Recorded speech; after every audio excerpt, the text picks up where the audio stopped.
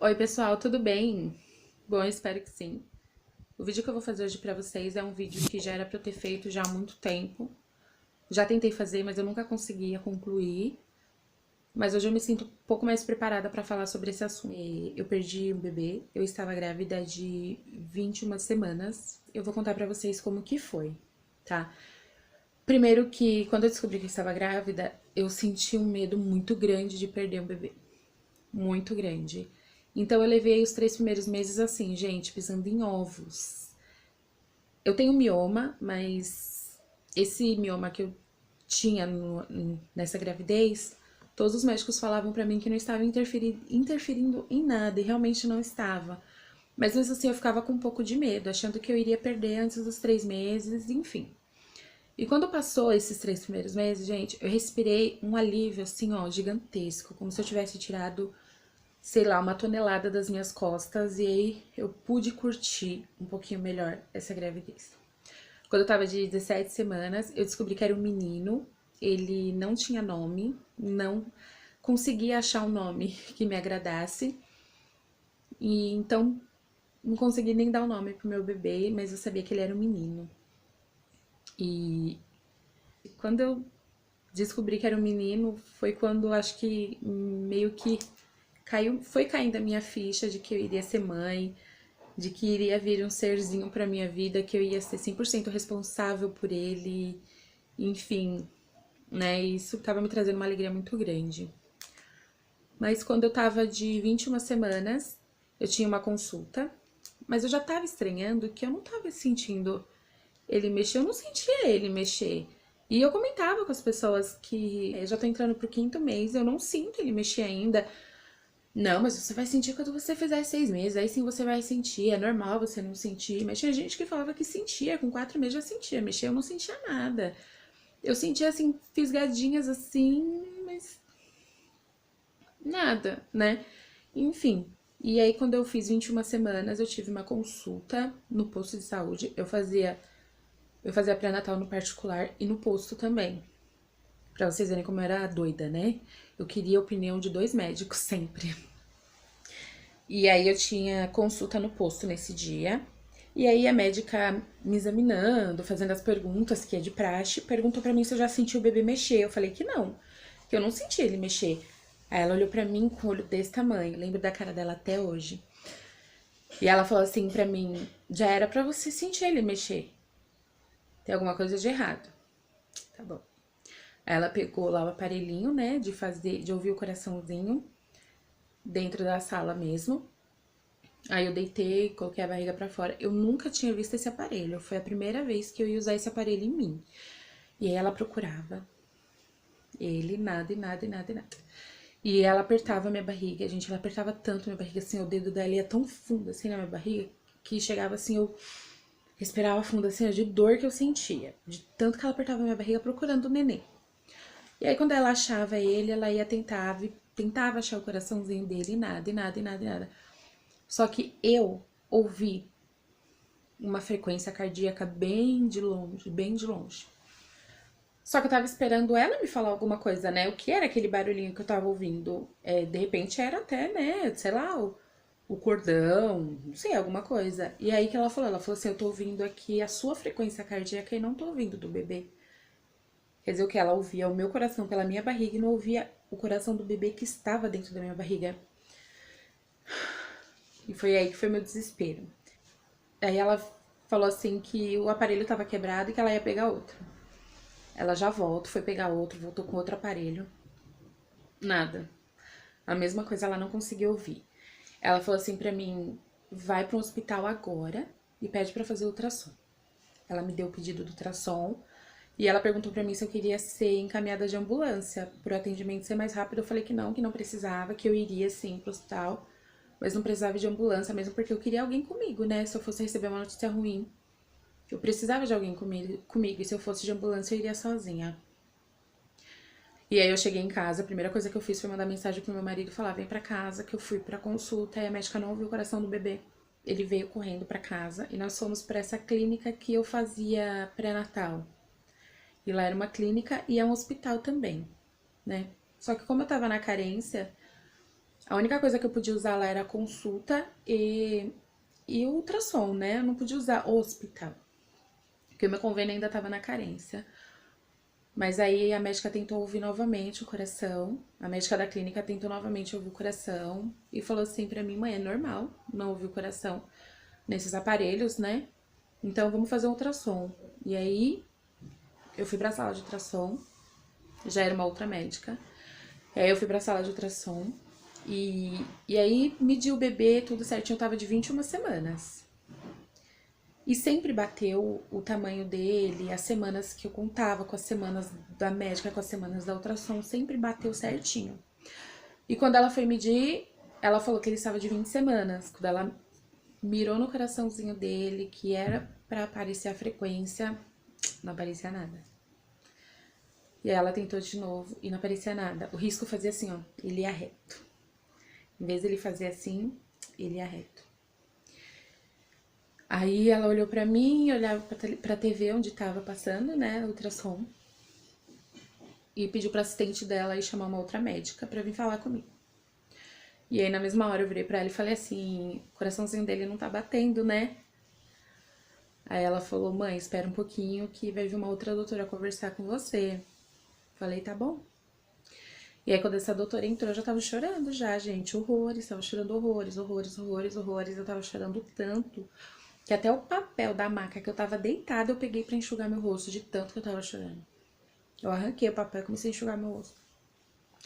E ela tentou vir explicar pra mim o que poderia ter acontecido, só que assim, eu não queria. Eu não queria explicação. Ela veio pra tentar me explicar, mas assim, eu sabia que ela não podia me explicar. Nada, gente, aconteceu. Sabe, assim, então ali, por mais que falasse, ah, pode ter sido isso, pode ter sido aquilo, eu não queria saber. Eu só queria meu bebê de volta. Mas eu sabia que eu não ia ter. E aí ela falou que um dos motivos poderia ser nó no cordão, má formação, eu poderia estar com algum coágulo de sangue, poderia ter entupido a artéria principal que leva oxigênio pro bebê, enfim. Eu lembro que ela me falou, eu ouvia, mas eu não queria saber. E aí ela falou pra mim que eu seria transferida pra um outro hospital, que daí lá seria feito o procedimento pra retirar ele. Eu lembro que assim, eu só chorava, só chorava, só chorava, chorava, abraçava meu marido, chorava, chorava, chorava. E aquela clínica lotada e todo mundo olhando pra minha cara e não tava entendendo o que tava acontecendo. Eu só chorava e era um monte de mulher grávida, era um monte de mulher grávida. Eu só via mulher grávida e aquilo era mais desesperador ainda pra mim. E aí eu precisava levar um papel na administração dessa clínica pedindo para que eles entrassem em contato com o hospital, para o hospital, para saber se o hospital iria fazer esse procedimento porque estava na carência, que é o hospital próprio do convênio. Como estava na carência, eles não tinham obrigação de me atender. E aí talvez eu seria levada para o hospital público que tinha ali perto, né? Gente, esperei 2 horas para receber a resposta desse hospital. Além de estar sofrendo com tudo que tinha acontecido, eu ainda sofri na espera, na angústia. E acho que de 5 em 5 minutos eu ia na administração e falava: deixa que eu vou sozinha, eu vou no hospital público aqui, não tem problema, eu vou sozinha. Não, a gente não pode te liberar. Você não pode sair daqui sozinha, você tem que sair daqui de ambulância, seja a ambulância que for. Tá. Aí até que ele chegou em mim e falou assim: ó, Aline, vai ser trazida uma ambulância do Hospital Bosque da Saúde, que é o hospital próprio do meu convênio.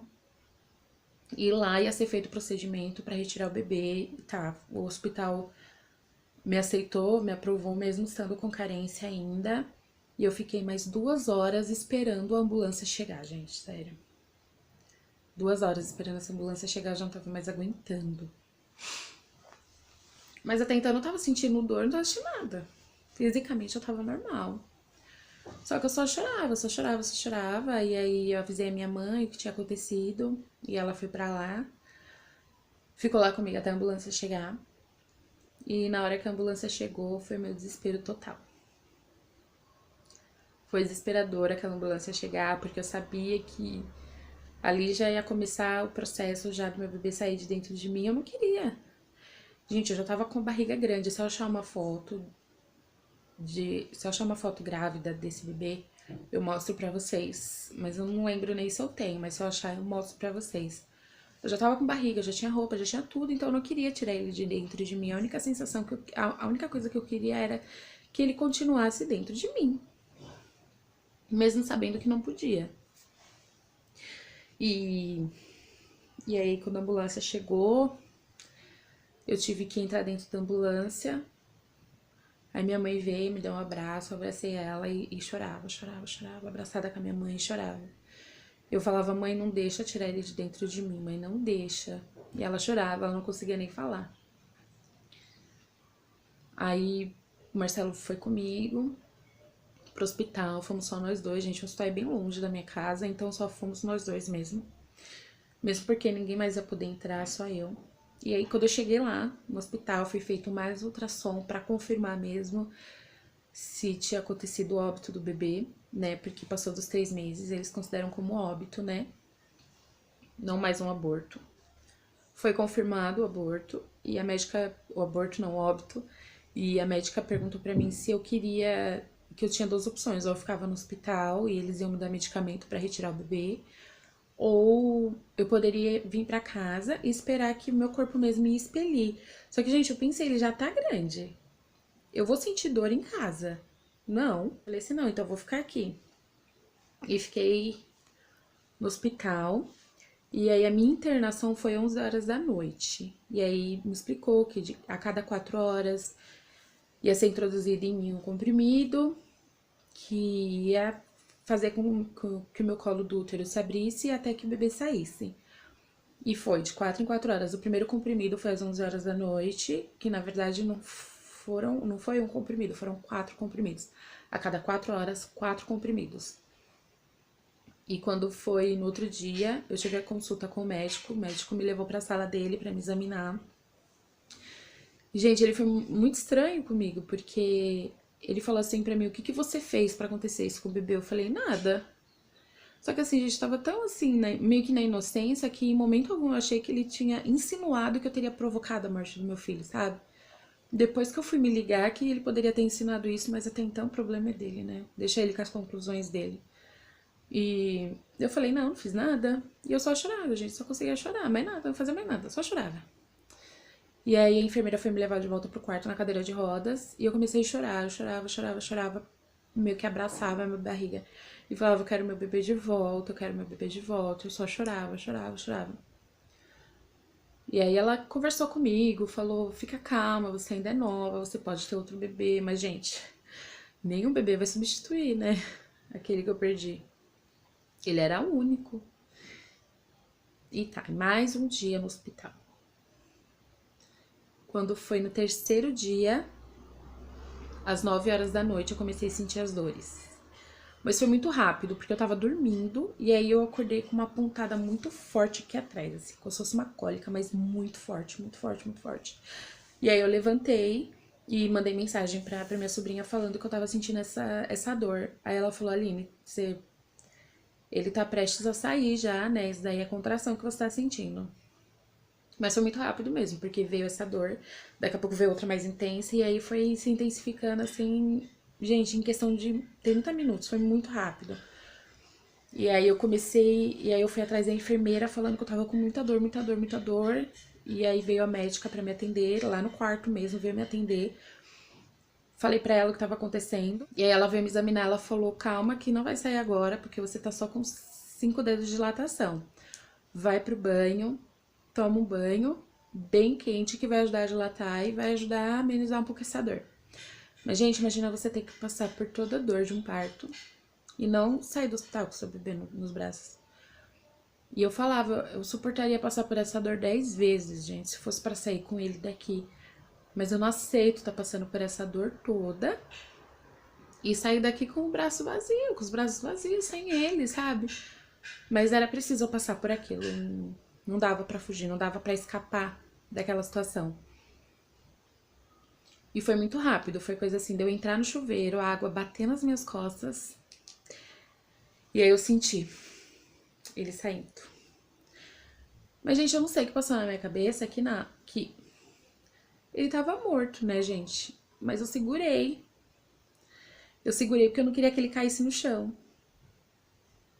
E aí eu comecei a gritar lá no banheiro, né, pra elas voltarem pra dentro do quarto.